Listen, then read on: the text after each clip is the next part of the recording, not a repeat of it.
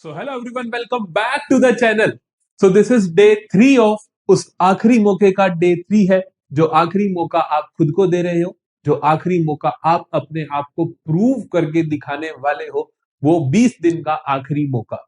Day 3 में आज हमारा अकाउंटेंसी का सेकंड लेक्चर होने वाला है, दैट इज गुडविल। हमें पता है हमें क्या करना है।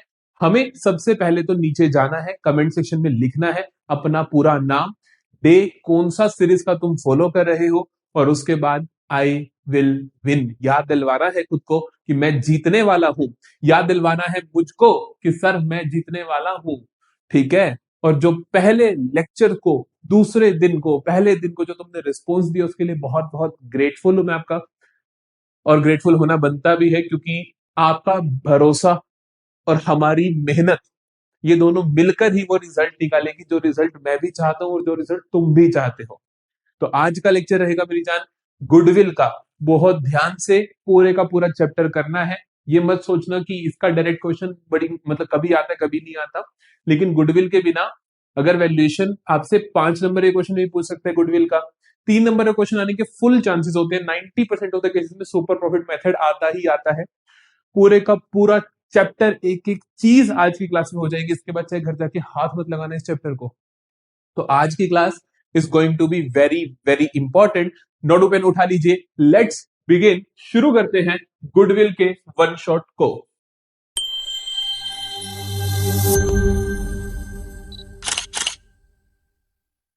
तो देखिए सबसे पहले what is the meaning of goodwill. तो गुडविल देखो क्या होता है। Goodwill is monetary value of reputation of a business which helps it to earn more than normal profits. बड़ा सिंपल सी बात है। मैं कहता हूं कि 10 लाख रुपए लगा के तुमने एक दुकान शुरू करी। मेरी एक दुकान है जो 10 साल से चल रही है और उसमें भी आज 10 लाख का माल ही पड़ा है। फिर भी मैं आपसे ज्यादा प्रॉफिट कमा रहा हूं, चाहे आपने भी 10 लाख का सामान डाला, चाहे मैंने भी 10 लाख का सामान डाल रखा है। वाई मैं ज्यादा क्यों कमा रहा हूं? मान लो आप कमा रहे हो कि इस दुकान से 50,000 महीना कमाते हो और मैं कमाता हूं अपनी दुकान से 70,000 per month.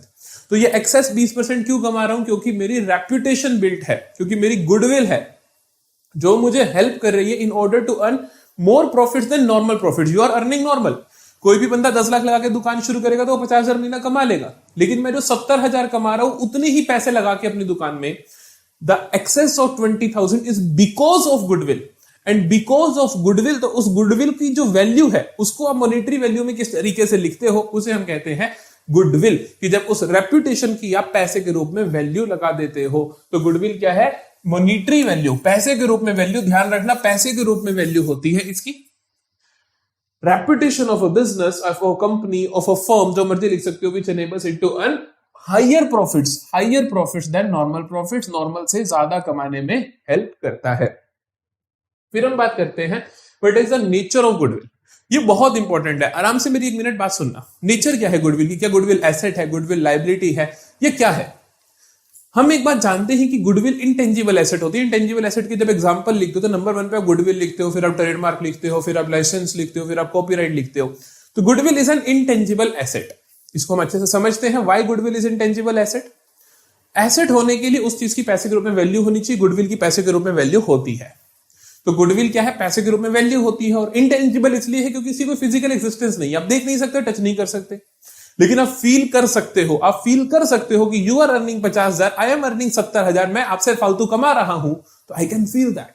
So this is my intangible asset. कुछ लोगों को लगता है फिक्टिशियस एसेट होती है, फिक्टिशियस एसेट नहीं होती, क्योंकि इसकी कोई रियलाइजेबल वैल्यू होती है। फिक्टिशियस एसेट्स की कोई रियलाइजेबल वैल्यू नहीं होती, उनको बाजार में बेचने जाओ तो नहीं बिकती, जबकि गुडविल बाजार में बेचने जाओ तो बिकती है। कि मैं अपनी 10 लाख वाली दुकान जब बेचूंगा तो मेरे को 10 लाख से एक्स्ट्रा पैसे मिलेंगे। जो एक्स्ट्रा पैसे मिलेंगे वो मिलेंगे गुडविल के लिए। क्यों? क्योंकि मैंने कुछ एक्स्ट्रा रेपुटेशन बनाई है जिसकी वजह से मैं एक्स्ट्रा प्रॉफिट कमाता हूं। तो जब मैं अपना बिजनेस बेचूंगा तो मुझे फालतू पैसा मिलेगा। That is because of my intangible asset goodwill. समझ आया गुडविल का नेचर क्या है? तो जल्दी से 1 मिनट में रीड करते हैं। इंटेंजिबल एसेट है, इसको आप देख नहीं सकते, टच नहीं कर सकते, बट इसकी वैल्यू जरूर होती है। Valuable only with the business, जब आप बिजनेस को बेचते हो तभी इसकी वैल्यू होती है। Goodwill can not be sold separately, इसको आप अलग से नहीं बेच सकते। ये नहीं कह सकते कि मेरी गुडविल ले जाए कोई, कैसे ले जाए? रेपुटेशन इस बिजनेस की बनी है तो वो इसके पास ही रहेगी। तो goodwill is integral part of business, वो बिजनेस के साथ चिपकी रहती है हमेशा। बेस्ड ऑन रेपुटेशन पे बेस्ड होती है। सब्जेक्टिव वैल्यू, सब्जेक्टिव का मतलब होता है ये किसी के लिए कम, किसी के लिए ज्यादा, इसीलिए गुडविल की वैल्यूएशन करनी पड़ती है। डिफिकल्ट टू क्वांटिफाई, इसकी पैसे के रूप में वैल्यू निकालना मुश्किल है, इसीलिए हम methods of valuation of goodwill पढ़ेंगे आगे जाकर। परचेज्ड और सेल्फ जनरेटेड, इसके टाइप्स होते हैं, अभी हम आगे बात करेंगे इसके बारे में। फ्लक्चुएटिंग का मतलब है इसकी वैल्यू कम ज्यादा होती रहती है। अगर मैं अपने कस्टमर से अच्छा बिहेव कर रहे हो तो आपका गुडविल अच्छा रहेगा, लेकिन तुमने अपना रूड बिहेवियर शुरू कर दिया तो गुडविल कम हो जाएगी। हम देखते हैं ऐसे बिजनेसेस कि जब पापा संभालते थे दुकान तो बढ़िया चलती थी, जैसे ही बेटा आया अकड़ खां, दुकान का काम बट्ठा बैठ गया, है ना, क्योंकि उसने सारी की सारी रेप्यूटेशन खत्म कर दी, गुडविल खत्म कर दी, गुडविल फ्लक्चुएट होती है। आगे बात करते हैं what are the factors affecting goodwill. Goodwill को कौन कौन से फैक्टर्स अफेक्ट करते हैं? बहुत सारे फैक्टर्स अफेक्ट करते हैं कि जैसे आपकी जगह की लोकेशन क्या है। एक तो है दवाइयों की दुकान हॉस्पिटल के बाहर, एक दवाइयों की दुकान है आम कहीं और, तो हॉस्पिटल के जो बाहर है वो ज्यादा प्रॉफिट कमाएगी, तो रेप्यूटेशन उसकी ज्यादा होगी क्योंकि वो हॉस्पिटल के बाहर है, उस पर ज्यादा भरोसा होगा, तो ऑफकोर्स उसकी गुडविल ज्यादा होगी। तो फेवरेबल लोकेशन मैटर करती है, आपके रिलेशंस मैटर करते हैं कि आपके मान लो पॉलिटिक्स में रिलेशन है तो आपकी गुडविल ज्यादा, क्योंकि लोगों को लगेगा इनका काम तो रुक ही नहीं सकता, है ना, तो आपके रिलेशंस मैटर करते हैं। आपके इंडस्ट्री रिलेशंस, इंडस्ट्री में कैसे रिलेशंस है वो मैटर करते हैं। आप कितना पुराना बिजनेस आपका वो मैटर करता है, जितना पुराना उतना ज्यादा भरोसेमंद। तो कुछ भी पॉइंटर्स आप लिख सकते हो, लोकेशन क्या है, बिजनेस की नेचर क्या है, कि बिजनेस फैशनेबल गुड्स में डील करता है या नॉन फैशनेबल में करता है। Efficiency of management, higher the efficiency higher the goodwill. Market situation कैसी है, अगर मार्केट में सब बढ़िया चल रहा है, मतलब कि मार्केट में तेजी आ रखी है, तो ऑफ कोर्स गुडविल ज्यादा होगी फर्म्स की। जैसे मार्केट में तेजी नहीं आएगी, मंदी आ जाएगी, जैसे यूएसए ने टैरिफ लगा दिया हमारे ऊपर, यूएसए ने टैरिफ लगा दिया हमारे ऊपर, तो हमारी यहाँ की फर्म्स की गुडविल कम हो गई कि बाहर के लोगों, विदेशी लोगों ने भरोसा करना कम कर दिया कि अब पता नहीं सर्वाइव कर पाएंगे नहीं कर पाएंगे। तो मार्केट कंडीशंस भी मैटर करती हैं। स्पेशल एडवांटेजेस जैसे मैंने आपको बोला, लिंक्स, इंडस्ट्री रिलेशंस, है ना, पॉलिटिकल रिलेशंस, तो ये सारी चीजें भी मैटर करती हैं। लाइसेंस मैटर करता है, पेटेंट मैटर करता है, अगर तुम्हारे पास पेटेंट है तो तुम्हारी गुडविल ज्यादा होगी, है ना। तो ऐसे आप जितने मर्जी पॉइंटर्स लिख सकते हो। फिर हम बात करते हैं what is the need for valuation of goodwill. Goodwill की वैल्यूएशन की जरूरत क्यों? उससे पहले टाइप्स की बात कर लेते हैं एक बार, उससे पहले टाइप्स की बात कर लेते हैं। Types of goodwill, types of goodwill. देखो भाई, गुडविल जो होती है ना, गुडविल जो होती है वो दो तरीकों की होती है। कैसे? एक तो गुडविल आप किसी से खरीद लेते हो, एक गुडविल आप अपने आप से जनरेट करते हो। खरीद लेते हो का क्या मतलब है? अभी थोड़ी देर पहले मैंने आपको बोला था कि गुडविल अलग से नहीं बिकती, लेकिन बिजनेस बिके तो गुडविल उसके साथ बिक जाती है। मान लो विद्यम ने क्या करा, विद्यम ने क्या करा, एक इंस्टीट्यूट था 10th क्लास तक का, उसको एक्वायर कर लिया। हालांकि उनके पास जो एसेट्स थी, उनका जो सामान था, उसकी कीमत सिर्फ 1 लाख थी, लेकिन हमने उसको 1,50,000 देके एक्वायर करा। तो ये जो एडिशनल 50,000 दिए मैंने क्यों दिए होंगे? क्योंकि उनकी कुछ गुडविल होगी, वो इतने टाइम से चल रहे होंगे, तो वो नॉर्मल से ज्यादा प्रॉफिट कमा रहे होंगे। तो जब मैंने गुडविल खरीदने के लिए पैसा दिया तो उसको मैं क्या बोलूंगा? Purchase goodwill.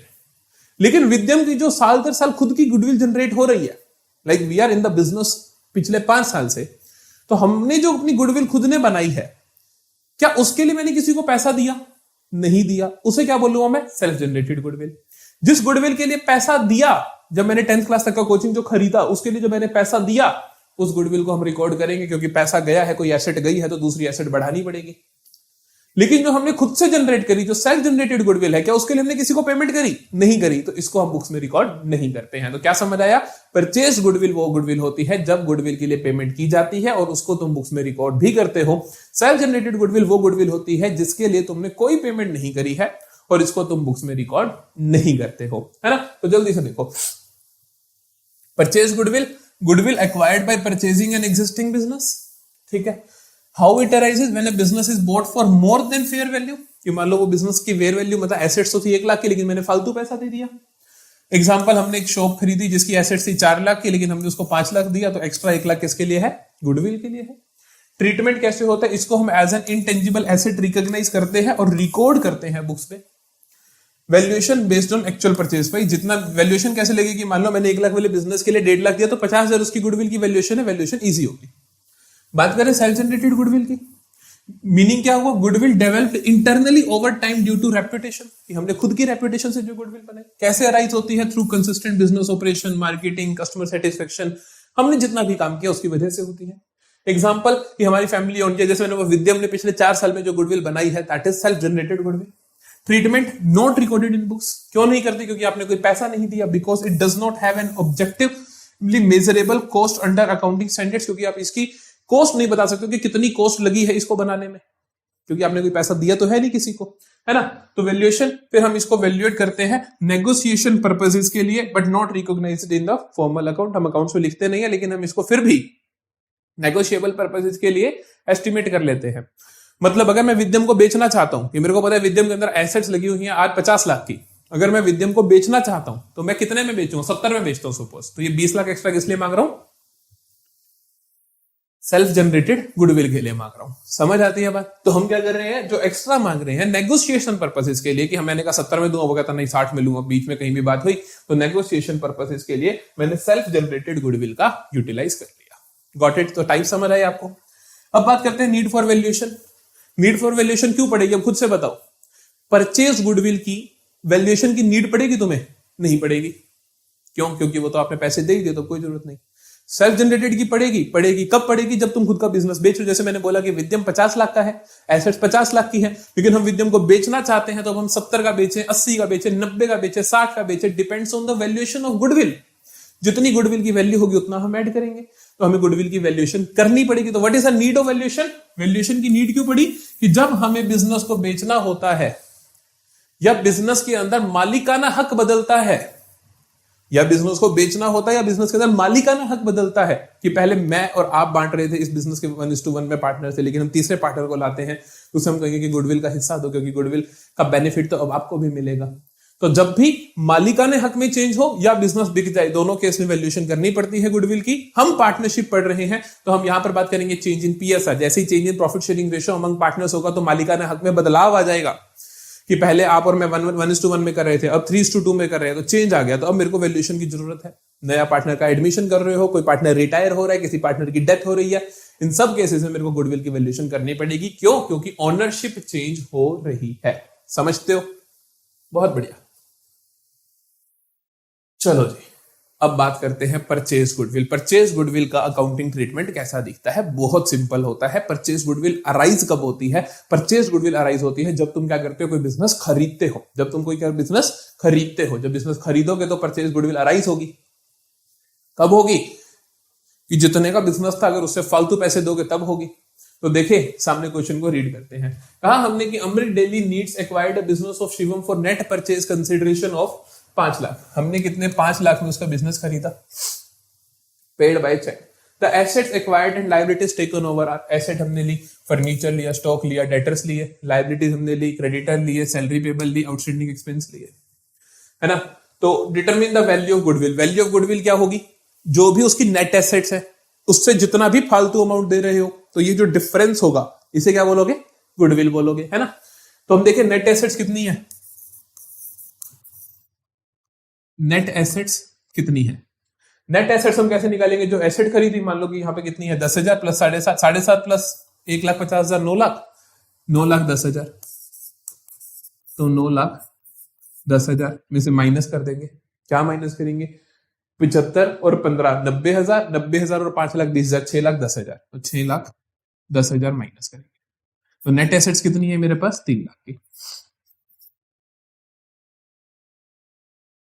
नेट एसेट्स कितनी है, 3 लाख की, है ना। परचेज कंसिडरेशन कितनी है, 5 लाख की। तो डिफरेंस किस लिए है, मैंने 3 लाख वाली चीज के 5 लाख दिए, तो क्या आ जाएगा, डिफरेंस इज गुडविल। तो आई विल से गुडविल कितना है, गुडविल कितना है, purchase consideration minus net assets. Net assets कितनी एक्वायर करी, तो ये 5 lakh minus 3 lakh, that is 2। आ रही है बात समझ के, नहीं जल्दी बताओ, है ना। जनरल एंट्रीज कैसे देखेंगे, जनरल एंट्रीज देखो, जब तुम बिजनेस एक्वायर करोगे, जब तुम बिजनेस एक्वायर करते हो, तो आप पहले अमाउंट को ड्यू करते हो, फिर आप पे करते हो। जब एक्वायर करोगे तो सारी चीजें आएंगी, एसेट्स आएंगी, तो एसेट्स डेबिट होंगी, तो हम डेबिट करते हैं। हम लिखते हैं फर्नीचर,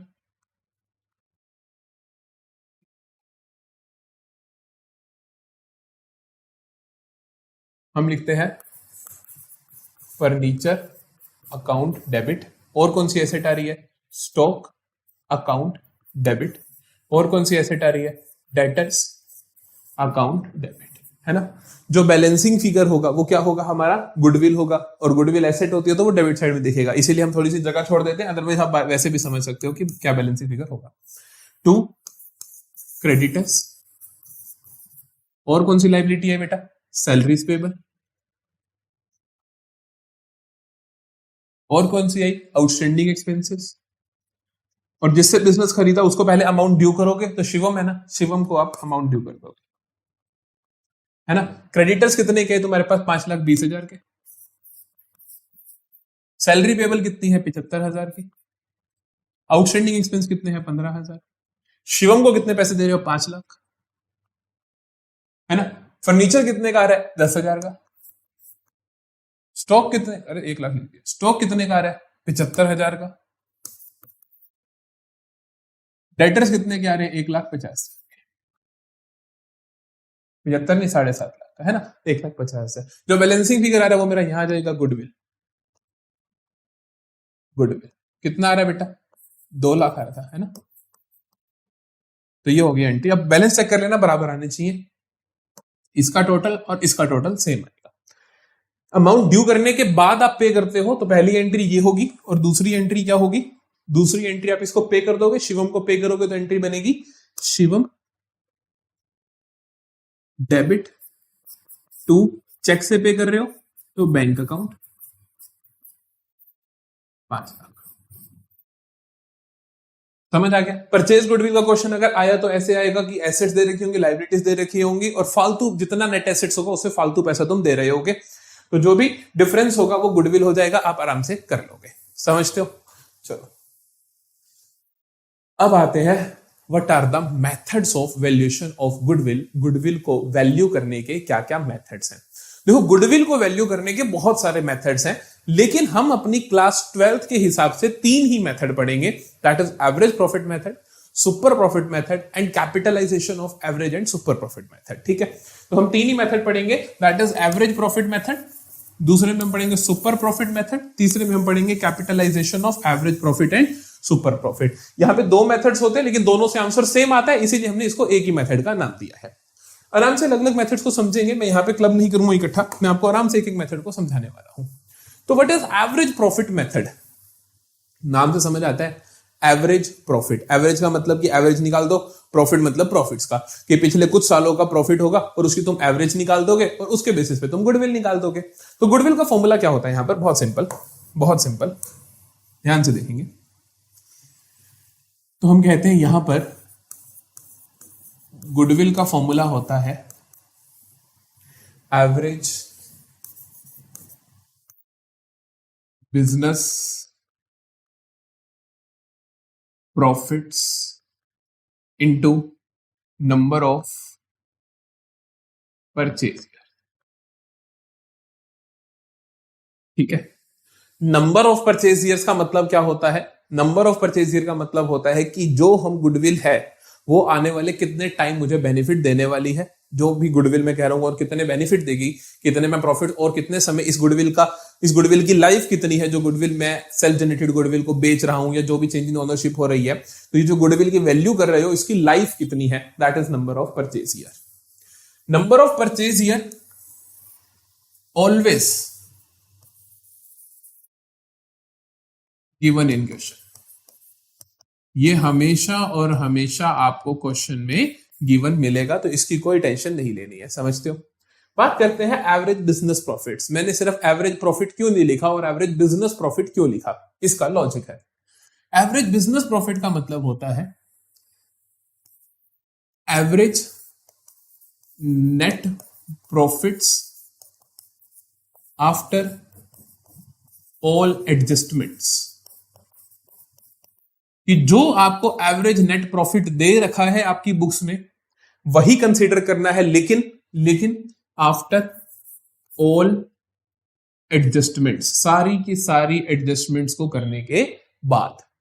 वो एडजस्टमेंट्स क्या क्या है?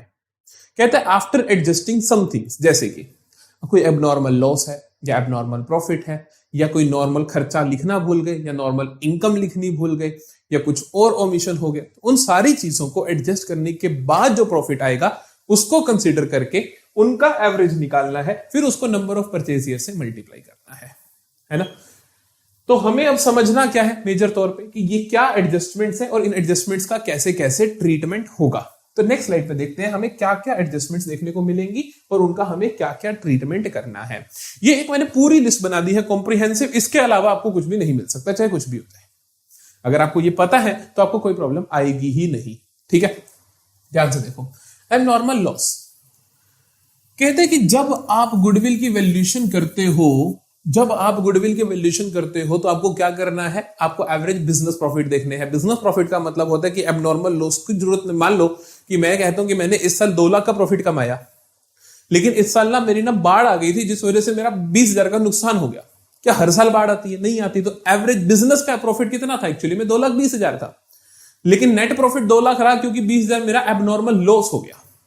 तो गुडविल वैल्यूएशन करते वक्त हम मान के चलते हैं कि बिजनेस तो नॉर्मल चलेगा ना, आगे उसके अंदर एबनॉर्मलिटीज तो कभी कभी आती हैं, तो इसीलिए हम इन सारी चीजों को क्या कर देते हैं, खत्म करते हैं। तो एबनॉर्मल लॉस की वजह से मेरा प्रॉफिट कम हो गया होगा तो मैं क्या कर देता हूं, बढ़ा देता हूं। तो मैं क्या कर देता हूं, मान लो मैं कहता हूं कि मेरा 2 लाख प्रॉफिट है, आराम समझो, मैं कहता हूं 2 लाख प्रॉफिट है, ठीक है, आफ्टर 20,000 एबनॉर्मल लॉस, 20,000 के एबनॉर्मल लॉस के बाद 2 लाख प्रॉफिट है। तो एक्चुअली प्रॉफिट कितना था? 2,20,000 प्लस 20,000 था ना, तो 2,20,000 था। तो इसका मतलब एबनॉर्मल लॉस जो भी होगा, एबनॉर्मल लॉस जो होगा एडिड बैक। इसको आप क्या कर देते हो बेटा, एडिड बैक, इसको आप ऐड कर देते हो। इसी तरीके से एबनॉर्मल गेन, कि मैं कहता हूं कि इस साल मेरा प्रॉफिट 5 लाख का है और मेरी 2 लाख की तो लॉटरी निकल गई थी, क्या वो हर साल निकलेगी? नहीं निकलेगी। तो बिजनेस का प्रॉफिट कितना है जनरली? 5 लाख में से वो 2 लाख हटा दो, 3 लाख है। तो हम कहेंगे एबनॉर्मल लॉस को क्या करते हैं, डिडक्टेड। इसको हम क्या कर देते हैं, डिडक्ट कर देते हैं। फिर आता है ओमिशन ऑफ नॉर्मल एक्सपेंस और इनकम। मैं कहता हूं कि मेरा ना प्रॉफिट है 4 लाख का, लेकिन ना सैलरी थी 50,000 की, मैं लिखनी भूल गया, नॉर्मल खर्चा है तो हर साल सैलरी तो हर साल दोगे, तो हम ये 50,000 यहां पे नॉर्मल खर्चा अगर रह गया तो माइनस कर दोगे। तो आप माइनस कर दोगे नॉर्मल एक्सपेंस जो अगर ओमिटेड है, और अगर इनकम है तो वो आप ऐड कर दोगे। तो नॉर्मल इनकम है तो अगर वो आप ऐड कर दोगे, समझते हो। फिर देखते हैं revenue expenditure as capital, capital expenditure as revenue. अभी मैं इनका क्वेश्चन करवाऊंगा, अब आपको वहां पे अच्छे से समझ आ जाएंगे, ठीक है। ओवर वैल्यूएशन, अंडर वैल्यूएशन, कि किसी एसेट की ओवर वैल्यू होगी, कि मान लो मैं कहता हूं मेरे पास यार एक्चुअली में मशीनरी थी तो 20,000 की, लेकिन मैंने गलती से 10,000 फालतू लिखी हुई है, तो अगर ओवर वैल्यूएशन है तो आप उसको रिड्यूस कर दोगे, क्योंकि उसकी वजह से प्रॉफिट फालतू दिख रहे होंगे। तो माइनस कर दोगे अगर कोई ओवर वैल्यूएशन है तो, प्लस कर दोगे अगर कोई अंडर वैल्यूएशन है तो, है ना। एसेट्स की अगर कोई एसेट ओवर वैल्यू दिख रही है तो आप माइनस कर दोगे, अगर अंडर वैल्यू दिख रही है तो ऐड कर दोगे। लायबिलिटीज का केस आता नहीं है, लेकिन आ जाए तो इसका अपोजिट है बिल्कुल, ठीक है, वो आप छोड़ सकते हो। एसेट का आएगा आपके पास, एसेट अगर ओवर वैल्यूड दिख रही है तो कम कर दो प्रॉफिट्स को, और अगर अंडर वैल्यू दिख रही है तो प्रॉफिट्स को बढ़ा दो, क्योंकि एसेट बढ़ेगी तो प्रॉफिट्स भी इंक्रीज हो जाएंगे आपके, ठीक है। नॉर्मल इनकम एक्सपेंस हमने ऊपर लिख दिया तो कोई बड़ी बात नहीं है, दोबारा लिखने की जरूरत नहीं है, समझ आया आपको। रिवेन्यू एक्सपेंडिचर और कैपिटल एक्सपेंडिचर, इनके बारे में आपको कुछ पता होना चाहिए, क्या वो सुन लो। अगर उतना पता है तो क्वेश्चन आराम से होगा, क्वेश्चन जब मैं करवाऊंगा तो वो रिपीट भी हो जाएगा, आपको और अच्छे से समझ आएगा। रिवेन्यू एक्सपेंडिचर का मतलब होता है ऐसे खर्चे जो इसी साल के प्रॉफिट एंड लॉस में से राइट ऑफ करने चाहिए।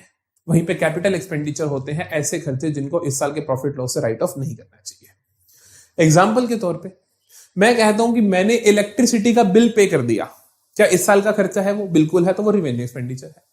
मैंने एयर कंडीशनर लगवा लिया, एसी लगवा लिया, क्या एक ही साल चलेगा? नहीं, आने वाले 4 साल चलेगा। तो मैं कहूंगा कि इस साल का खर्चा नहीं हो सकता सारा, तो ये आने वाले 4 सालों में बटेगा, तो इस साल तो सिर्फ इसका 25% मतलब चौथा हिस्सा खर्चा ही इस साल का माना जाएगा। तो इसमें चौथा हिस्सा तो रिवेन्यू एक्सपेंडिचर है और बाकी सारा क्या है? कैपिटल एक्सपेंडिचर है। समझ आती है आपको बात? हमने क्या करा, अगर हमने कोई फिक्स्ड एसेट खरीदी तो उसके अंदर जो उसका डेप्रिसिएशन लग रहा है, क्योंकि मैं जब एसी 4 साल चलेगा तो मैं चौथा हिस्सा इसी साल डेप्रिशिएट कर दूंगा, तो जो डेप्रिसिएशन है वो तो रिवेन्यू एक्सपेंडिचर है, लेकिन एसेट की कॉस्ट कैपिटल एक्सपेंडिचर है। क्या बोला मैंने? डेप्रिसिएशन। डेप्रिसिएशन क्या है बेटा? डेप्रिसिएशन क्या है बेटा? Revenue expenditure. वहीं पे कॉस्ट ऑफ एसेट, जो तुमने एसेट खरीदी है वो क्या है तुम्हारे लिए? Capital expenditure. नहीं समझे? ये बात समझ आती है कि डेप्रिसिएशन क्या है, रिवेन्यू एक्सपेंडिचर, और कॉस्ट ऑफ एसेट क्या है, capital expenditure. Revenue expenditure less होते हैं प्रॉफिट एंड लॉस में से। प्रॉफिट एंड लॉस बोलो या सिर्फ प्रॉफिट बोलो, आपको कोई दिक्कत नहीं है, वो एक ही बात है। आपको यहां पे प्रॉफिट्स दिख रहे होंगे तो लेस होते हैं प्रॉफिट्स में से, और ये not deducted from profits, profits में से माइनस नहीं फ्रॉम प्रॉफिट्स। इतनी बात अगर आपको समझ आती है तो आप रिवेन्यू टू कैपिटल और कैपिटल टू रिवेन्यू, जो बच्चों को सबसे डिफिकल्ट टॉपिक लगता है, वो कभी गलत कर ही नहीं सकते हो। आपको क्या समझना है कि डेप्रिसिएशन, अगर कोई एसेट है तो उसकी जो वैल्यू है वो प्रॉफिट में से माइनस नहीं होनी चाहिए, लेकिन जो डेप्रिसिएशन लग रहा है वो माइनस होना चाहिए। समझते हो?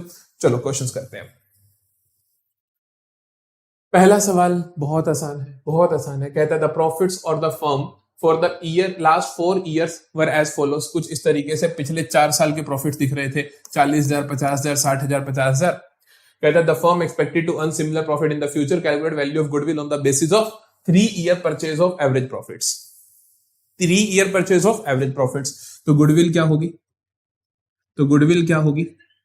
एवरेज प्रॉफिट्स इंटू 3, क्योंकि 3 नंबर ऑफ परचेज ईयर है। अच्छा, एवरेज प्रॉफिट्स क्या होंगे? एवरेज प्रॉफिट्स होंगे सर यहां पर, इन सबको जोड़ दो, अपॉन कर दो 4 से, तो 40 प्लस 50 90, 90 और 60 1,50,000, 150 प्लस 50 2 लाख, तो 2 लाख अपॉन 4 50,000। तो ये कितना आया गुडविल? 50,000 into 3, that is 1,50,000। 1,50,000। समझ आती है? कोई प्रॉब्लम तो नहीं है?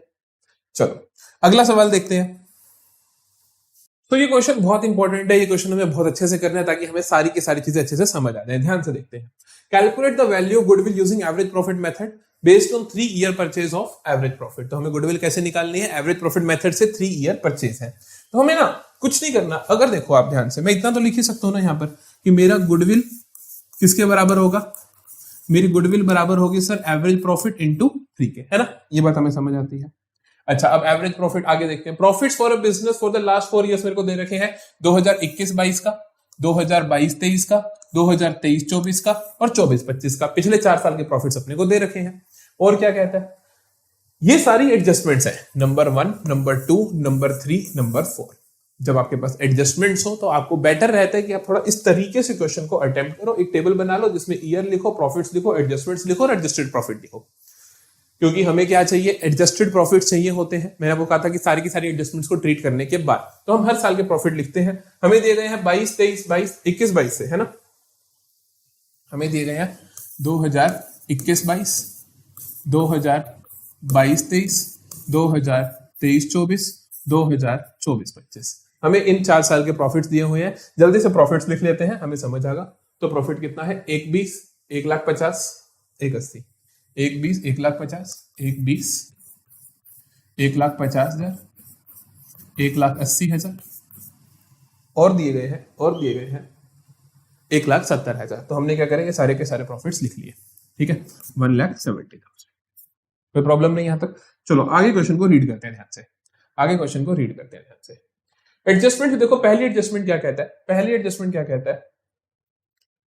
एडजस्टमेंट कहता है in year 2022-23 goods worth 20,000 were destroyed in a flood. Insurance claim received was 5,000 only. क्या हुआ? 20,000 के हमारा एबनॉर्मल लॉस हुआ, लेकिन 5,000 रिकवर हो गया। तो नेट एबनॉर्मल लॉस कितना है? 15,000। और एबनॉर्मल लॉस को क्या कर देते हैं हम? वापस से ऐड कर देते हैं, क्योंकि उन्होंने प्रॉफिट को कम कर दिया होगा जो कि एबनॉर्मल है, इसीलिए हम वापस ऐड करेंगे। तो 15,000 हम ऐड करेंगे ईयर 2022-23 में। ईयर 2022-23 में हम एडजस्टमेंट्स में ऐड कर देंगे क्या? 15,000।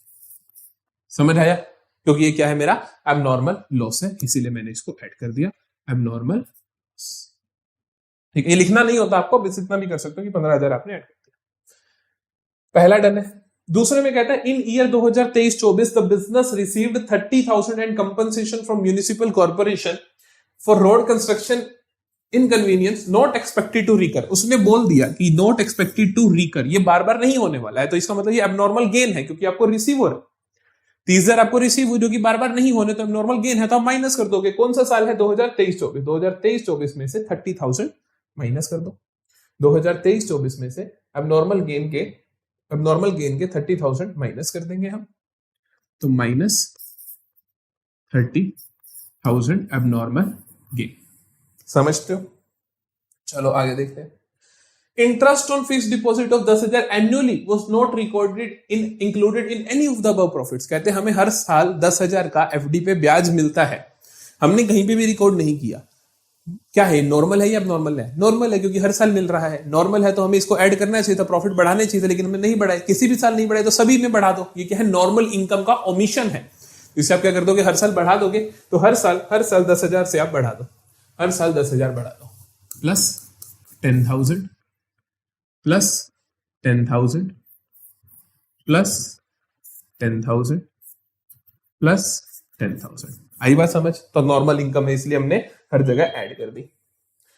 Salary of 15,000 per year for a clerk was omitted for all the years. अब सैलरी 15,000 की हमें देनी रह गई हर साल, तो सैलरी क्या है, नॉर्मल खर्चा है, हर साल देना होता है। अब माइनस कर दोगे तो 15,000 सभी सालों में से माइनस कर दो, 15,000 सभी सालों में से माइनस कर दो।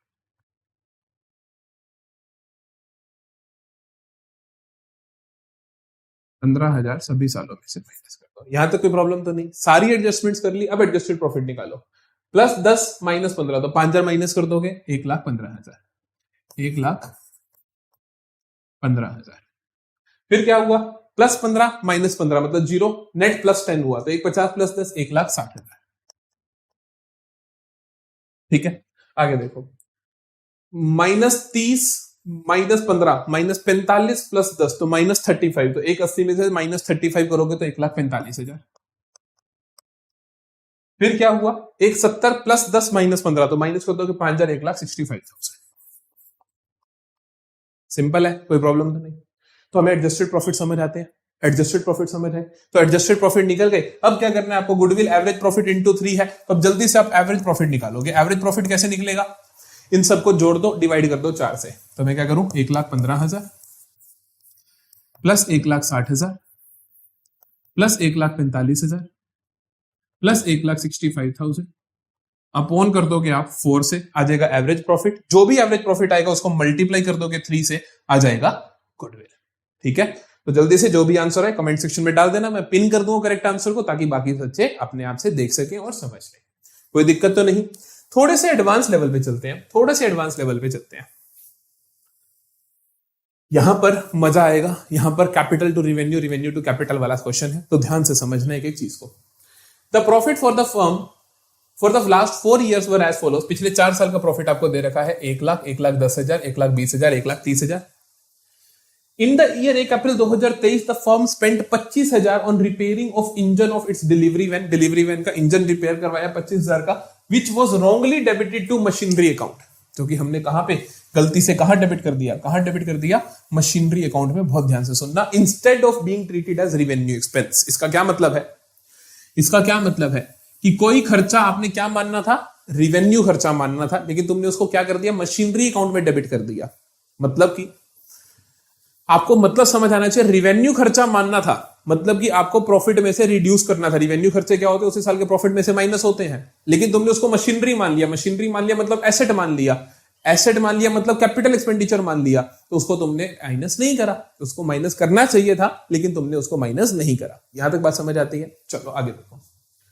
Due to this error, depreciation at the rate 10% per annum was charged in this amount for the year both 2023-24 and 24-25। कहता है तुमने उसको रिवेन्यू खर्चा ना मान के कैपिटल खर्चा मान लिया, मशीनरी मान लिया, और मशीनरी मान लिया तो उसके ऊपर डेप्रिसिएशन लगाई, क्योंकि जैसे तुम किसी चीज को एसेट मानते हो तो उसके ऊपर डेप्रिशिएट करते हो उसको, और तुमने उसके ऊपर डेप्रिशिएट कर दिया। मशीनरी मानना गलती है तो डेप्रिसिएशन लगाना भी गलती है, तो ये सारी गलतियां आपको वापस करनी पड़ेगी। मशीनरी मानना गलत, वापस करो। डेप्रिसिएशन लगाना गलत, वापस करो। मानना क्या चाहिए था, रिवेन्यू खर्चा हम मान लेंगे। बहुत ध्यान से देखते हैं, आपको आराम से समझ आएगा। ठीक है, अभी कुछ बातें समझ आ गई होंगी, ऐसी बात नहीं है। तो पहले तो हम सारे सालों के प्रॉफिट लिखेंगे, 21, 22, 23, 23, 24, 25। 21, 22, 23, 24, 25। ठीक है, हर साल का प्रॉफिट हम लिख लेते हैं, हर साल का प्रॉफिट हम लिख लेते हैं, हर साल का प्रॉफिट हम लिख लेते हैं। कितना है 1 लाख, 1 लाख 10, 1 20, 1 30। लो लाइन में चल रहा है, बढ़िया। 1 लाख, 1 लाख 10 हजार, 1 लाख 20 हजार और 1 लाख 30 हजार। कोई दिक्कत तो नहीं, हमने सारे प्रॉफिट्स लिख दिए। अब एडजस्टमेंट्स देखते हैं, सिर्फ एक ही एडजस्टमेंट है, बहुत ध्यान से करेंगे। 1 अप्रैल 2023, 1 अप्रैल 2023 किस साल में आ रहा होगा? 1 अप्रैल 2023 आएगा सर 2023-24 में, है ना। मैंने क्या करा, 25,000 रिपेयर में लगाए। क्या करे, 25,000 रिपेयर में लगाए, लेकिन गलती से क्या मान लिया कि मैंने मशीन खरीदी है।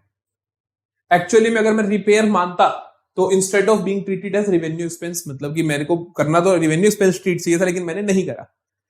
तो जैसे ही मैं उसको रिवेन्यू खर्चा मानूंगा तो मैं इस साल के प्रॉफिट कम कर दूंगा। तो आप क्या करो, बड़ा सिंपली 25,000 प्रॉफिट कम कर दो, क्योंकि यह 25,000 कम करने से आपने नहीं करे, क्योंकि आपने उसको एसेट मान लिया। तो आप 25,000 से प्रॉफिट्स को कम कर दो। हम क्या करेंगे, 25,000 से प्रॉफिट्स को कम करेंगे 2023-24 में -25,000। यहां तक बात समझ आती है कि ये एक रिवेन्यू खर्चा था, आपने उसको कैपिटल मान लिया, तो अब आप वापस उसको रिवेन्यू मान लोगे और माइनस कर दोगे। कैपिटल माइनस नहीं हुआ था, क्योंकि एसेट को तो माइनस करते नहीं हो, तो इसको आप माइनस कर दो। लेकिन आगे क्या कहता है, आगे क्या कहते हैं, कहते हैं कि तुमने उसको ये मशीनरी माना, ड्यू टू दिस एरर, इस वजह से depreciation at the rate 10% per annum was charge on this amount. तुमने उसको मशीन माना, तो इसलिए तुमने हर साल उसको डेप्रिसिएशन माइनस करा। लेकिन क्या माइनस करना चाहिए था डेप्रिसिएशन? नहीं, क्योंकि वो तो मशीनरी है ही नहीं, वो तो रिवेन्यू खर्चा है। तो ये जो आपने माइनस करे उनको वापस से ऐड कर दो। तो हमने 10% ऑफ कितना है, 25,000 है ना, क्योंकि 10% ओरिजिनल कॉस्ट मेथड पे, तो 25,000 ओरिजिनल कॉस्ट थी, तो 10% ऑफ 25,000 दैट इज 2,500। हमने गलती से गलत माइनस कर रखे हैं, जो कि करने नहीं चाहिए, तो उनको वापस से ऐड कर दो। और 2 सालों में करा आपने ऐसा, 2023-24 में भी करा और 2024-25 में भी करा। तो मैं 23-24 और 24-25 दोनों सालों में 2,500 ऐड कर दूंगा। तो इसमें भी +2,500 कर दूंगा और इसमें भी +2,500। और कुछ क्वेश्चन ने बोला नहीं, तो यहाँ कोई एडजस्टमेंट नहीं, यहाँ कोई एडजस्टमेंट नहीं। ठीक है, ये 1 लाख का 1 लाख रह गया, ये 1,10,000 का 1,10,000 रह गया। ये 1,20 में 2,500 माइनस 25,000 माइनस करो तो 95,000 रहेंगे। 95,000 प्लस 2,500 आ जाएगा आपके पास 97,500। ठीक है, यहां पर 1,30,000 प्लस 2,500 तो 1,32,500। समझते हो? 4 साल के एडजस्टेड प्रॉफिट है। गुडविल कैसे निकालते हो बेटा? गुडविल कैसे निकालनी है? Average profit into number of purchase year. Number of purchase year दिए गए हैं, बिल्कुल दिए गए हैं, दिए गए हैं। कहां दिए गए हैं? ये रहा, 4 year average profit and 3 year purchase, 3 साल के परचेज पे। तो इन 4 साल का जो भी एवरेज प्रॉफिट आएगा निकाल लोगे, इंटू 3 कर दोगे, एवरेज प्रॉफिट इन 4 साल का आप निकाल दोगे। ठीक है, फिर से कमेंट सेक्शन में मेरे पास आने चाहिए, ताकि मेरे को दिखे कि तुम वाकई ही मेहनत कर रहे हो। पिन मैं कर दूंगा जो भी करेक्ट आंसर होगा। ठीक है जी, चलो चलो, समझ आ रहा है? कोई प्रॉब्लम तो नहीं? समझ आ रहा है? चलो एक और question. This is average weighted average profit method. कि वेटेड एवरेज प्रॉफिट मेथड के क्वेश्चन हम किस तरीके से करते हैं, ध्यान से देखो। वेटेड एवरेज प्रॉफिट में कुछ खास नहीं होता, बस आप क्या करते हो, प्रॉफिट्स को वेट दे देते हो। कि हम कहते हैं कि जो पुराना प्रॉफिट है उसकी कम महत्वता है, नए प्रॉफिट की ज्यादा महत्वता है, उस हिसाब से आप वेट्स असाइन कर देते हो, और कुछ नहीं होता। अब मैंने क्या करा, वेटेड एवरेज प्रॉफिट में ही एडजस्टमेंट्स भी घुसा दी, ताकि थोड़ा सा मुश्किल हो क्वेश्चन, थोड़ा सा मजा आए क्वेश्चन करने में। तो फिर से 2021, 22, 23, 24, 25 के प्रॉफिट दिए हुए हैं 80, 90, 1,10,000, 1,20 लिख लेते हैं। 80,000, 90,000, 1,10,000, 1,20,000, है ना भाई? है ना भाई? यही दिए हुए हैं। हाँ जी। यहां पर जब वेटेड एवरेज करोगे तो आपको इतना काम तो सेम करना है, एडजस्टमेंट्स और एडजस्टेड प्रॉफिट्स। नया काम क्या करना है, वेट्स निकाल के वेटेड प्रॉफिट। बस वेटेड प्रॉफिट कैसे निकलता है, जो भी वेट्स आएंगे उनसे मल्टीप्लाई करके वेटेड प्रॉफिट आ जाएगा। इतना ही नया, और कुछ नहीं है। तो यहां तक की कहानी तो बिल्कुल 4 कॉलम सेम है, ये 2 नए कॉलम ऐड हो गए अपने पास। चलो देखते हैं जल्दी से एडजस्टमेंट्स क्या है। Weights assign to the year sir 1, 2, 3, 4, 1, 2, 3, 4 weights assign कर दो, वो बाद की बात होती है, कोई बात नहीं। 1, 2, 3, 4 हमने असाइन कर दिए। अच्छा, और देखते हैं क्या बोला। In 2022-23 a machine repair expense of 10,000 was wrongly treated as capital expenditure. कहता है 2022-23 में एक मशीन की तुमने क्या करवाई थी, रिपेयर करवाई थी, उसको तुमने गलती से क्या ट्रीट कर लिया, was wrongly treated as capital expenditure. अगर तुमने उसको कैपिटल एक्सपेंडिचर माना था तो इसका मतलब तुमने प्रॉफिट से कम नहीं करा होगा, क्योंकि कैपिटल एक्सपेंडिचर तो प्रॉफिट से माइनस ही नहीं होते, लेकिन होना चाहिए था क्योंकि वो है क्या, एक रिपेयर का एक्सपेंस है, रिवेन्यू खर्चा है, तो अब माइनस कर दो, जो करना रह गया तो माइनस कर दो, 2022-23 में 10,000 माइनस कर दो, सिंपल है दैट। 2022-23 में लिख लेते हैं भाई, साल ऐसे तो कंफ्यूज होंगे, तो 21-22, 22-23, ठीक है, 21-22, 22-23, 23-24, 24-25, है ना।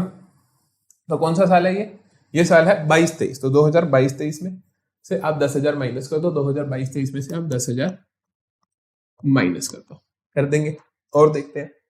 पहली एडजस्टमेंट हो गई। इन 2023-24 closing stock was under valued bye 5,000। 2023-24 में क्लोजिंग स्टॉक क्या था, अंडर वैल्यूड था 5,000 से। अगर क्लोजिंग स्टॉक कम था, एसेट अगर कम दिख रही थी, तो अब आप उसको बढ़ाओगे तो प्रॉफिट भी बढ़ जाएंगे। तो आप कहोगे 5,000 से प्रॉफिट बढ़ जाएंगे 2023-24 के, 2023-24 के प्रॉफिट्स बढ़ जाएंगे 5,000 से। लेकिन स्टॉक जब भी वैल्यूएशन होती है तो स्टॉक वैल्यूएशन का एक ध्यान रखना है आपको हमेशा, वो ये ध्यान रखना है कि क्लोजिंग स्टॉक साथ जो गलती होती है वही गलती अगले साल के ओपनिंग स्टॉक में भी दिखती है। ये मोस्ट इंपॉर्टेंट पॉइंट है, द मोस्ट डिफिकल्ट पॉइंट है, आराम से समझो। मैंने क्या बोला कि क्लोजिंग स्टॉक में जो गलती हुई 23-24 के, वो 24-25 के ओपनिंग में भी गलती हुई, क्योंकि वही ओपनिंग स्टॉक बनता है ना। तो अगर ये मेरा क्लोजिंग स्टॉक कम था तो इसका मतलब उधर से ओपनिंग स्टॉक कम था, ओपनिंग स्टॉक कम था तो उस वजह से मेरे प्रॉफिट वहां पर फालतू दिख रहे होंगे, तो मैं लेस कर दूंगा। अभी आप ज्यादा डेप्थ में ना जाओ क्योंकि मेरे को ट्रेडिंग अकाउंट बनाना पड़ेगा, अगर मैंने वहां पे पिछले लेक्चर में पूरा समझाया हुआ, लेकिन वन शॉट है तो इसीलिए बस इतना ध्यान रख लो कि अगर यहाँ पे आप प्लस कर रहे हो तो नेक्स्ट ईयर वो माइनस हो जाएगा, बस इतना। अगर यहां माइनस होता तो यहां प्लस कर देते, इतना याद रखना और कुछ नहीं करना, है ना। समझते हैं हम, और कुछ नहीं है। एडजस्टेड प्रॉफिट देखें, 80,000 का 80,000, 90,000 में से 10,000 गए तो फिर से 80,000, 1,10,000 प्लस 5,000 1,15,000, 1,20,000 माइनस 5,000 1,15,000। ठीक है, अब क्या करना है, एडजस्टेड प्रॉफिट आ गए, इनको वेट से मल्टीप्लाई करके वेटेड प्रॉफिट लिखने हैं। तो 80,000 इंटू 1 80,000, 80,000 इंटू 2 1,60,000, 1,15,000 इंटू 3 15 इंटू 3 45,000, तो 3,45,000, 1,15,000 इंटू 4 तो 4,60,000। समझे, ये क्या आ गया बेटा मेरे पास, वेटेड प्रॉफिट्स आ गए। तो गुडविल का फॉर्मूला क्या होगा, weighted average profits into number of purchase years. Number of purchase year दिए क्या, टेकिंग 2 ईयर परचेज, तो 2 साल परचेज है, तो हम वेटेड एवरेज प्रॉफिट्स इनटू 2 कर देंगे। अब वेटेड एवरेज प्रॉफिट कैसे निकलेंगे, इन सबको जोड़ दो और डिवाइड कर दो सम ऑफ वेट से। क्या करो, इन सबको जोड़ दो और डिवाइड कर दो सम ऑफ वेट से। इन सबको जोड़ो, क्या आएगा, weighted average profit is equal to 80 plus 160 that is 240, 240 plus 460, 240 plus 460 7 lakh, 7 और 3 10,45,000। ये हमेशा ध्यान रखना है कि वेटेड एवरेज प्रॉफिट में सम ऑफ वेट्स आएंगे। क्यों, क्योंकि तुमने सारे प्रॉफिट्स को वेट से गुना करके लिखा है, तो अब इनका सम से डिवाइड करोगे, 4 3 7 2 9 और 1 10, 10 से डिवाइड करोगे तो आया आपके पास 1,04,500, 1,04,500 आया आपके पास वेटेड एवरेज प्रॉफिट्स को 2 से मल्टीप्लाई करोगे 1,04,500 को, तो 1 लाख का 2 गुना होता है 2 लाख और 4500 का होता है 9,000, तो 2,09,000, 2,09,000, तो 2,09,000 हमारी क्या आ गई, गुडविल आ गई। समझते हो यहां तक, बताओ कोई प्रॉब्लम तो नहीं है ना। तो this is my weighted average profit. अब आपको एवरेज प्रॉफिट मेथड को कोई मर्जी सवाल पूछ ले, आप गलत नहीं करोगे, ये मेरा आपसे वादा है, अगर तुम्हें ये सारा कुछ अच्छे से आता है ना। तो अब करते हैं हम super profit method. Super profit method क्या कहता है? सुपर प्रॉफिट मेथड क्या कहता है? सुपर प्रॉफिट मेथड कहता है कि जो गुडविल है वो बराबर होती है super profit into number of purchase years. फिर से नंबर ऑफ परचेज ईयर्स आपको गिवन होगा हमेशा, है ना। सुपर प्रॉफिट आपको निकालना होगा। ये सुपर प्रॉफिट होता क्या है? सुपर प्रॉफिट का मतलब होता है प्रॉफिट मोर देन नॉर्मल प्रॉफिट्स। कि तुम कमा रहे हो 1 लाख, लोग कमाते हैं 70,000, तो जो तुम्हारा excess of over normal profit है दैट इज सुपर प्रॉफिट। तो सुपर प्रॉफिट क्या होता है? सुपर प्रॉफिट होता है एवरेज प्रॉफिट्स। एवरेज प्रॉफिट जो तुम कमा रहे हो माइनस कर दो नॉर्मल प्रॉफिट, कि नॉर्मल कोई भी जितना कमा लेता। एवरेज प्रॉफिट का मतलब जो तुम कमा रहे हो माइनस कर दो नॉर्मल प्रॉफिट जो नॉर्मल कोई भी कमा लेता। फिर आपको पता होना चाहिए एवरेज प्रॉफिट निकालना तुम्हें आता ही है ना। आफ्टर ऑल एडजस्टमेंट्स अभी हमने सीखा इतनी देर से। नॉर्मल प्रॉफिट सीखिए क्या होता है? नॉर्मल प्रॉफिट होता है बेटा, नॉर्मल प्रॉफिट होता है बेटा, कैसे निकलता है? कितना पैसा लगाया into normal rate of return क्या है। कि बाजार में हर बंदे 10% कमा लेता है। अगर तुम 5 लाख लगा रहे हो तो तुम भी 10% कमा लोगे, 50,000 कमा लोगे। तो नॉर्मल प्रॉफिट क्या होता है? कैपिटल एम्प्लॉयड, कितना पैसा तुमने लगाया बिजनेस में, capital employed into normal rate of return NRR upon 100 into normal rate of return. Capital employed तुम्हें निकालनी पड़ेगी, normal rate of return given होगा, ठीक है। अब ये कैपिटल एम्प्लॉयड कैसे निकलेगी? अभी तक हमने क्या कहा? गुडविल होता है super profit into number of purchase year. Number of purchase year given होगा तो सुपर प्रॉफिट। सुपर प्रॉफिट क्या होता है? Average minus normal. एवरेज तुम्हें निकालना आता है, नॉर्मल क्या होता है? जितना कैपिटल इन्वेस्ट किया into normal rate of return. Normal rate of return given होगा। बात करते हैं कैपिटल एम्प्लॉयड। कैपिटल एम्प्लॉयड कैसे निकलता है? कैपिटल एम्प्लॉयड निकालने के लिए 2 अप्रोच होती है। ये बहुत इंपॉर्टेंट है क्योंकि कई बार सिर्फ कैपिटल एम्प्लॉयड निकालना पूछ लेता है आपसे। कई बार तो ये क्वेश्चन में गिवन होता है, अदरवाइज इसकी 2 अप्रोच होती है। कैसे निकालते हैं? दोनों अप्रोच को सुनो। एक होती है एसेट साइड की अप्रोच, एक होती है लायबिलिटी साइड की अप्रोच। लायबिलिटी साइड से अगर आप निकालो, एक बैलेंस शीट दी हुई है और आप उसे कैपिटल एम्प्लॉयड निकालना चाहते हो, तो मतलब कि मालिकों ने कितना पैसा लगा रखा है। हम कहते हैं कि टोटल कैपिटल, कि मालिकों ने कितना कैपिटल लगाया, प्लस कोई रिजर्व्स पड़े हैं या एक्यूमुलेटेड प्रॉफिट्स हैं, तो वो भी मालिकों के ही होते हैं, है ना। इनमें से आपको 3 चीजें माइनस करनी है। 3 चीजें माइनस करनी है। डेफर्ड रिवेन्यू एक्सपेंडिचर माइनस करना है आपको। गुडविल, अगर गुडविल आपको बैलेंस शीट के अंदर दे रखी है तो माइनस करना है आपको इन्वेस्टमेंट।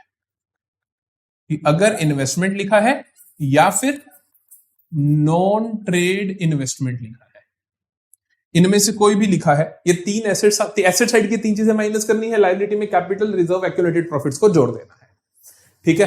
कितना मालिकों ने पैसा लगाया, माइनस कर दो ये 3 एसेट्स, तो आपके पास क्या आ जाता है? कैपिटल एम्प्लॉयड आ जाता है।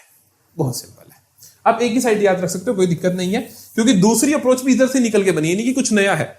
इसमें हम क्या करते हैं? एसेट साइड अप्रोच में हम पहले ये वाला फिगर निकालते हैं। तो हम क्या कहते हैं? टोटल एसेट्स में से एक्सटर्नल लायबिलिटी माइनस कर देते हैं, तो वो इसके बराबर होता है। तो हम क्या करते हैं? सबसे पहले total assets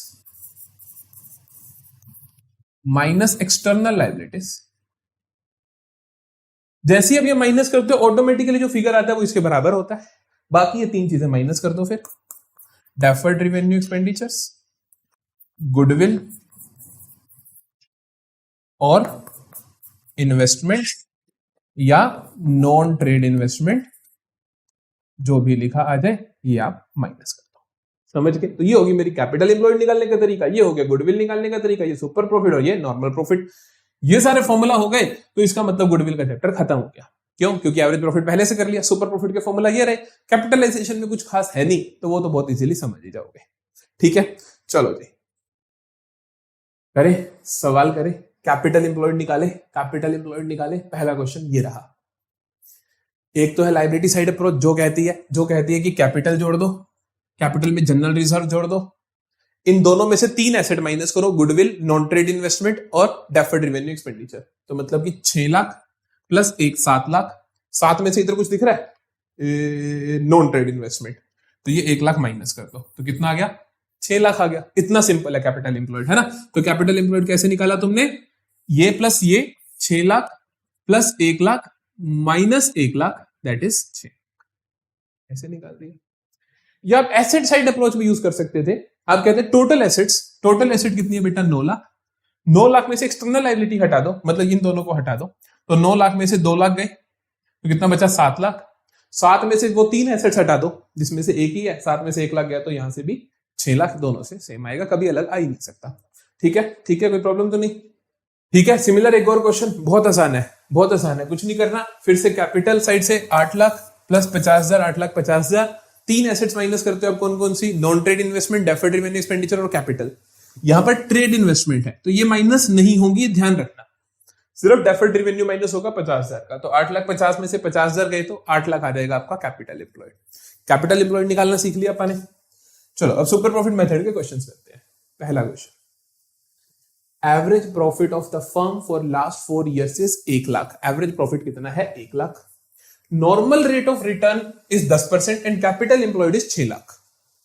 normal rate of return कितना है 10%, कैपिटल एम्प्लॉयड कितना है 6 lakh. Calculate goodwill on the basis of 3 year purchase of super profits. तो सर गुडविल का फॉर्मूला क्या हुआ,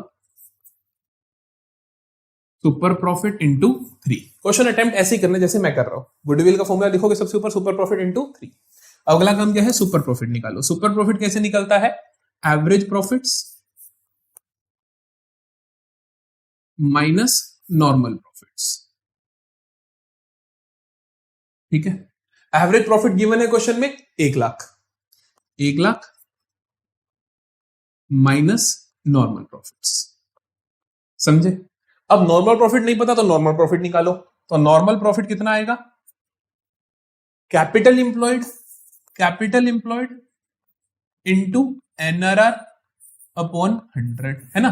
तो कैपिटल इंप्लॉयड कितना बेटा, कैपिटल इंप्लॉयड ये रहा 6 लाख, तो 6 lakh into normal rate of return कितना है 10%, तो इंटू 10 अपॉन 100। ये कैंसिल, ये कैंसिल, ये कैंसिल, ये कैंसिल, 60,000, है ना। जो नॉर्मल रेट ऑफ रिटर्न आया इसको पुट करते चले जाओ, गुडविल में पहुंच जाओगे। सुपर प्रॉफिट कितना था sir 1 lakh minus normal profit जो कि आया 60,000, तो सुपर प्रॉफिट कितना आया सर मेरे पास 40,000, है ना। फिर ऊपर पुट करूंगा तो गुडविल कितना है sir, super profit 40,000 into 3 that is 1,20,000। आई बात समझ, एज इट इज ऐसे आपको करके आना है ताकि एग्जामिनर को आंसर ऊपर ही दिख दे, वो नीचे जाए ही ना, यहीं पे टिक करे और आपको 3 नंबर देके आगे बढ़े, है ना। वो देखना चाहता है प्रोसेस तो वो देख भी सकते हैं, हमें कोई प्रॉब्लम नहीं है। तो इस तरीके से क्वेश्चन को एज इट इज अटेम्प्ट करके आना है। चलो जी अगला सवाल देखते हैं, अगला सवाल देखते हैं। Profit for the last 4 years are 80,000, 1,20,000 कुछ एडजस्टमेंट है, 2023 2024 3-4 साल का प्रॉफिट हमें दे रखा है। Capital employed 5 lakh, capital employed question ने सामने से दे दी, and normal rate of return 12%, ये भी क्वेश्चन ने हमें बता दिया, अच्छी बात है। जो calculate goodwill on the basis of 2 year purchase of super profit. Goodwill कैसे निकलेगी, सुपर प्रॉफिट इंटू 2। तो गुडविल कैसे निकलेगी, super profits into 2। Super profit कैसे निकलता है, सुपर प्रॉफिट निकलता है sir average profit minus normal profit. Sir average profit कैसे निकलेगा, पिछले 4 साल के बेस पे, पिछले 4 साल के बेस पे पहले आप एवरेज प्रॉफिट निकालो, एवरेज प्रॉफिट निकालें। एवरेज प्रॉफिट सर पिछले 4 साल के एडजस्टेड प्रॉफिट देखने पड़ेंगे, पहले साल में कुछ एडजस्टमेंट नहीं है तो आराम से 80,000 लिख सकते हैं, लिख दिया।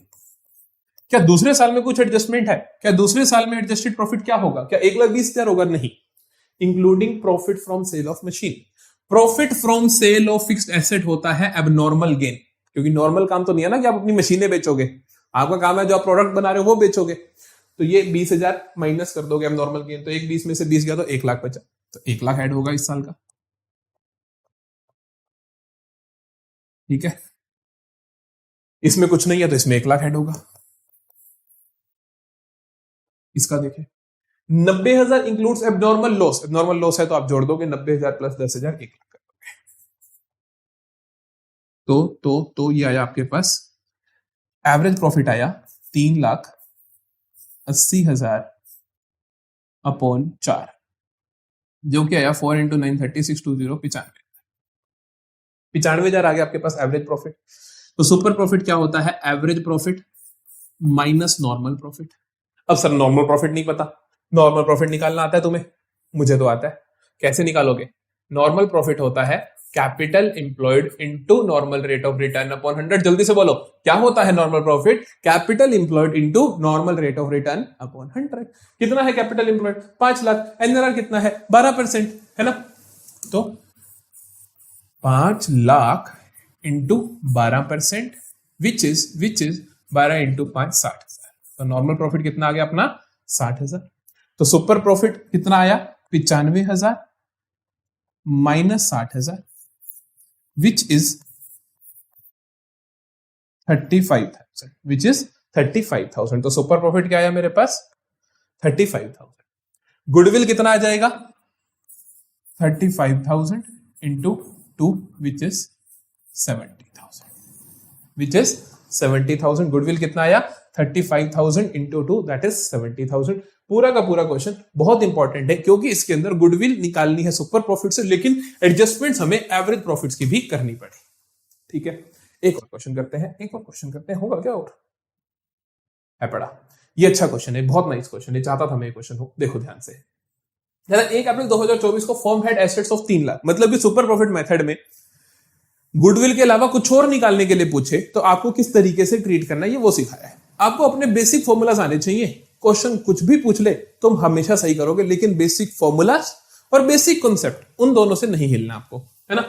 तो 1 अप्रैल 2024 को firm had assets of 3 lakh including cash of 5,000। Firm के पास एसेट्स थी 3 लाख की और उसमें कैश था 5,000 का। देख लेते हैं क्या होगा।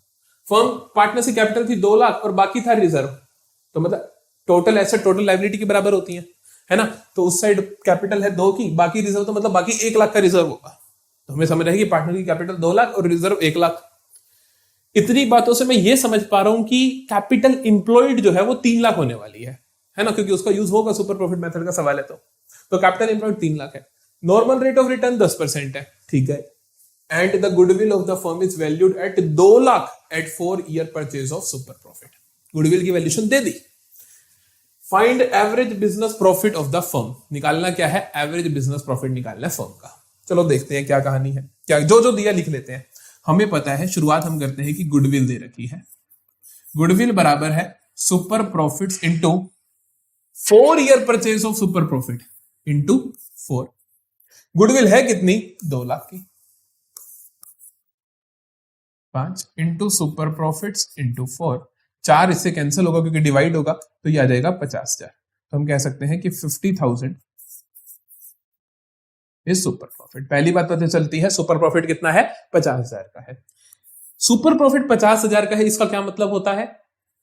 इसका मतलब होता है कि सर सुपर प्रॉफिट तो बराबर होता है average profit minus normal profit के, और हमें पता है कि सुपर प्रॉफिट कितना है? 50,000 प्लस नॉर्मल प्रॉफिट बराबर होगा एवरेज प्रॉफिट के। क्वेश्चन ने मेरे से पूछा था कि एवरेज प्रॉफिट निकाल के बताओ। हमने इस नॉर्मल प्रॉफिट को इधर ले आए, तो हमें पता है कि 50,000 प्लस नॉर्मल प्रॉफिट। अब मैं इस नॉर्मल प्रॉफिट को निकाल लेता हूं तो मेरा आंसर आ जाएगा, है ना। तो नॉर्मल प्रॉफिट निकालते हैं। सर नॉर्मल प्रॉफिट किसके बराबर होता है?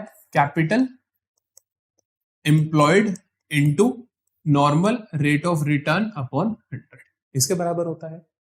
तो मैं कहता हूं कि नॉर्मल प्रॉफिट आएगा मेरा, कैपिटल एम्प्लॉयड कितनी है मैंने पहले ही निकाल ली थी कि 2 लाख प्लस 1 लाख रिजर्व 3 लाख है, तो मैंने कहा 3 lakh. Normal rate of return कितना है? 10%। ये cancel that is 30,000। Normal rate of return कितना है? 30,000। तो हमारे पास नॉर्मल प्रॉफिट आ गया। हमें पता है एवरेज प्रॉफिट किसके बराबर है? Sir super profit 50,000 plus normal profit जो भी हमने निकाला 30,000। तो कितना आया मेरे पास? 80,000। तो एवरेज प्रॉफिट कितना आ गया? 80,000। समझ आती है सारी बात? कोई प्रॉब्लम तो नहीं। इस तरीके से क्वेश्चन में वो कुछ भी पूछे, तुम्हारे बेसिक स्ट्रॉन्ग होने चाहिए। तुम्हें बेसिक फॉर्मूला आते हैं, क्या मैंने कुछ नया फॉर्मूला यूज किया? बिल्कुल नहीं किया। जो पता थे उन्हीं को लिखता चला गया, आंसर अपने आप आ गया। समझ गए? चलो जी, अब चलते हैं अपने लास्ट मेथड की ओर, दैट इज कैपिटलाइजेशन मेथड। ये कैपिटलाइजेशन मेथड क्या होता है, जल्दी से इसको पढ़ लेते हैं, 1 मिनट लगेगा, फिर 2 क्वेश्चन करेंगे, कहानी खत्म। एक खाली पेज चाहिए मेरे को, खाली पेज चाहिए,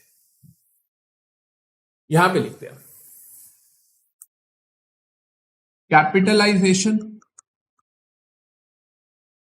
मेथड। भाई साहब कैपिटलाइजेशन मेथड मैंने आपको बोला इसके अंदर 2 मेथड्स आते हैं। एक तो होता है कैपिटलाइजेशन ऑफ एवरेज प्रॉफिट और एक होता है कैपिटलाइजेशन ऑफ सुपर प्रॉफिट। ठीक है, तो एक तो होता है कैपिटलाइजेशन ऑफ एवरेज प्रॉफिट और एक होता है कैपिटलाइजेशन ऑफ सुपर प्रॉफिट। तो हम कहते हैं capitalisation of average profit method. दूसरा होता है capitalisation of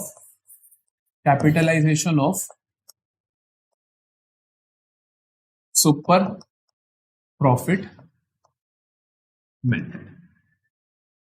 capitalisation of average profit method हमें क्या बोलता है, ये कहता है कि गुडविल किसके बराबर है, गुडविल बराबर है कैपिटलाइज्ड वैल्यू ऑफ, अभी बताता हूं कैपिटलाइज्ड वैल्यू क्या होती है, capitalised value of average profits minus actual capital employed. Capital employed निकालनी आती है ना, उसकी यहां पर भी जरूरत है। कैसे निकाला मैंने, capitalised value of average profits minus actual capital employed. ठीक है, ये कैपिटलाइज्ड वैल्यू, ये तो आपको निकालना आता है ना कि एक्चुअल कैपिटल एम्प्लॉयड कैसे निकलेगी, वो तुम्हें निकालना आता है। अब बात करते हैं capitalised value of average profit, वो कैसे निकलेगा। तो capitalised value of average profit निकलता है average profits into 100 upon NRR. NRR तुम्हें पता है हमेशा क्वेश्चन में गिवन होता है, एवरेज प्रॉफिट निकालने तुम्हें आते हैं, कहानी सेट है। जनरल इन क्वेश्चन में तो एवरेज प्रॉफिट भी गिवन होगा, तो चिंता की बात ही नहीं है। अब एक बात ध्यान से सुनो, वैसे ही कैपिटलाइज्ड वैल्यू का मतलब पता है क्या होता है, कैपिटलाइज्ड वैल्यू का मतलब ये होता है कि मान लो मैं कहता हूं कि बाजार में इस टाइम 10% का ब्याज मिल रहा है और मैं 10,000 कमाना चाहता हूं, तो कितने पैसे लगाऊं। मैं ये कहूंगा ना कि 10,000 कमाना चाहता हूं, 10% मिल रहा है, तो 1 लाख लगा दूंगा तो 10,000 मिल जाएगा। कैसे निकला ये फिगर, 10,000 इंटू 100 अपॉन एनआरआर, कि 10,000 इंटू 100 अपॉन 10, ये करने से 1 लाख निकला। तो हमें कैपिटलाइज वैल्यू निकालने का मतलब क्या होता है कि इतना कमाने के लिए कितनी कैपिटल लगानी पड़ेगी, तो हम उस तरीके से निकालते हैं। हमने कहा कि इतना एवरेज प्रॉफिट कमाने के लिए कितनी कैपिटल लगानी पड़ेगी, 100 अपॉन एनआरआर। उसको हम उसमें से हम माइनस करते, मान लो मैं कहता हूं मैं 1 लाख कमा रहा हूं। अब लॉजिक समझो इस मेथड का, मैं कहता हूं कि मैं 1 लाख कमा रहा हूं 10 लाख की कैपिटल लगा के। नॉर्मली कोई बंदा 10 लाख की कैपिटल लगा के 70,000 ही कमाता, समझो ध्यान से। या मैं कहूं कि 1 लाख की कैपिटल 1 लाख कमाने के लिए किसी और को कैपिटल लगानी पड़ती 15 लाख, लेकिन मैं 10 लाख की कैपिटल लगा के ही कमा रहा हूं। मैंने क्या बोला कि मैं 10 लाख की कैपिटल लगा के 1 लाख कमा रहा हूं, लेकिन किसी और बंदे को इतना ही कमाने के लिए 15 लाख कैपिटल लगानी पड़ती। तो गुडविल कितनी हुई, जितनी लगानी पड़ती, दैट इज कैपिटलाइज्ड वैल्यू, इतना कमाने के लिए 15 लाख माइनस जितनी मैंने लगाई एक्चुअल कैपिटल एम्प्लॉयड 10 लाख, तो बराबर आ जाता है 5 लाख इज माई गुडविल। तो ये होता है इसका लॉजिक कि इतना प्रॉफिट कमाने के लिए नॉर्मल बंदे को कितना कैपिटल लगाना पड़ता, उसमें से माइनस कर दो मैं कितना पैसा लगा रहा हूं। ठीक है, अब करते हैं, जल्दी से इसका स्क्रीनशॉट लो। अब करते हैं capitalisation of super profit method. तो capitalisation of super profit method क्या कहता है, इसके अंदर गुडविल कैसे निकलती है, इसके अंदर गुडविल निकलती है बेटा जी, बराबर होती है capitalised value of super profits. किसके बराबर होती है, capitalised value of super profits. बस इतना ही। Capitalised value of super profit कैसे निकलेगा, capitalised value of super profit कैसे निकलेगा, ये निकलता है super profit into 100 upon normal rate of return. ये कैसे निकलता है, super profit into 100 upon normal rate of return. As simple as that. कहानी सुपर प्रॉफिट निकालना तुम्हें आता ही है, एवरेज माइनस नॉर्मल, अब मुझे बताने की जरूरत नहीं है। ये दोनों मेथड आपको सेम आंसर देंगे, ये दोनों मेथड आपको सेम आंसर देंगे क्योंकि इनकी एप्लीकेशन भी सेम है। ठीक है जी, चलो जल्दी से क्वेश्चन करते हैं, जल्दी से क्वेश्चन करते हैं, फिर हमारा ये चैप्टर भी खत्म।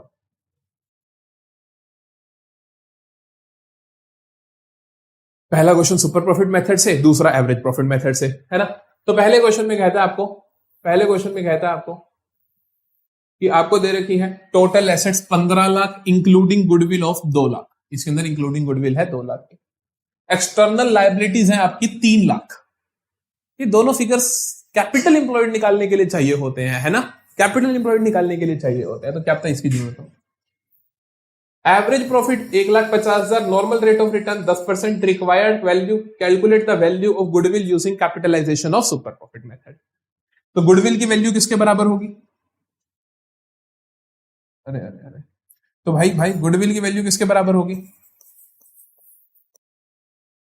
गुडविल की वैल्यू होगी capitalised value of super profits के, है ना। तो capitalise value of super profits के बराबर होगी। Sir capitalise value of super profits निकलती कैसे है? Super profits into 100 upon NRR, which is super profits into 100 upon normal rate of return. मुझे गिवन है 10%, तो ये 10 यूज, समझते हो। सुपर प्रॉफिट निकालना पड़ेगा मुझे, सुपर प्रॉफिट निकालते हैं। सर सुपर प्रॉफिट किसके बराबर होता है? Average profit minus normal profit के। एवरेज प्रॉफिट गिवन है 1,50,000 का, तो एवरेज प्रॉफिट गिवन है 1,50,000 का माइनस नॉर्मल प्रॉफिट। अब नॉर्मल प्रॉफिट चाहिए तो नॉर्मल प्रॉफिट निकालो। नॉर्मल प्रॉफिट कैसे निकलते हैं? Capital employed into NRR upon 100। Capital employed कितना है यहां से निकालोगे। कैपिटल इंप्लॉयड आप बता सकते हो, 15 लाख में से एक्सटर्नल लायबिलिटीज माइनस कर दो, 3 लाख तो बचा 12, उसमें से एसेट्स माइनस कर दो वो 3, जिनमें से एक का नाम दिया हुआ गुडविल 2 लाख की, तो माइनस कर दो। 15 में से 3 गया 12, 12 में से 2 गया 10 लाख।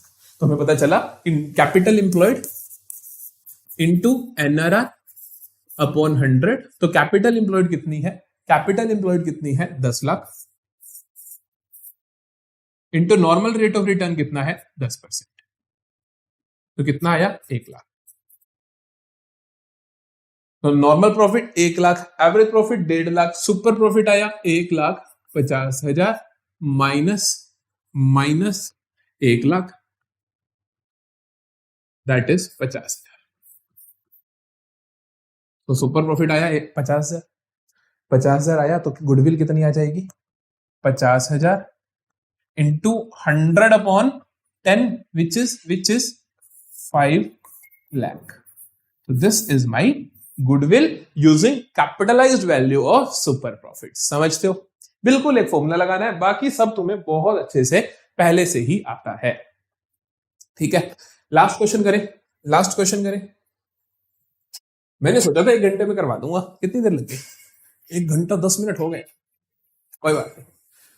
देखो, the firm earned an average profit of 2,20,000। Firm ने एवरेज प्रॉफिट कितना कमाया? 2,20,000। The assets are worth 18 lakh and include 1 lakh as deferred revenue expenditure. मतलब फिर से कैपिटल एम्प्लॉयड का झोल है कुछ। External liability 4 lakh, normal rate of return 10%। Calculate goodwill using capitalisation of average profit. Sir capitalisation of average profit method के हिसाब से गुडविल का फॉर्मूला क्या होता है? गुडविल का फॉर्मूला होता है capitalised value of average profits minus capital employed. Capitalised value of average profit minus capital employed. अब आपको कैपिटल एम्प्लॉयड और capitalised value of average profit निकालना है ना। तो आप दोनों को अलग अलग निकालते हो। Capitalised value of average profit कैसे निकलेगी? Capitalised value of average profits कैसे निकलती है? Average profits into 100 upon normal rate of return, है ना। तो एवरेज प्रॉफिट कितना है? एवरेज प्रॉफिट कितना है दिया हुआ? क्या दिया हुआ? 2,20,000। तो 2,20,000 into 100 upon normal rate of return है 10%, तो ये कितना आया? 22 लाख।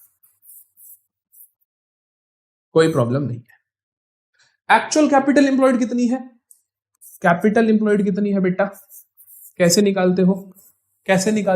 एसेट साइड अप्रोच लगेगी। तो टोटल एसेट्स में से एक्सटर्नल लायबिलिटीज माइनस कर दो और वो 3 एसेट्स माइनस कर दो। तो 18 लाख में से एक्सटर्नल लायबिलिटी माइनस करोगे 4 लाख और 1 lakh deferred revenue expenditure minus करोगे, तो 18 लाख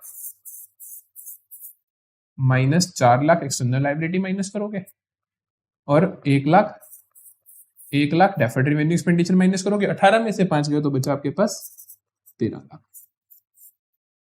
तो बचा आपके पास 13 लाख। तो एक्चुअल कैपिटल एम्प्लॉयड आपके पास 13 lakh. Capitalise value of average profit आपके पास 22 लाख,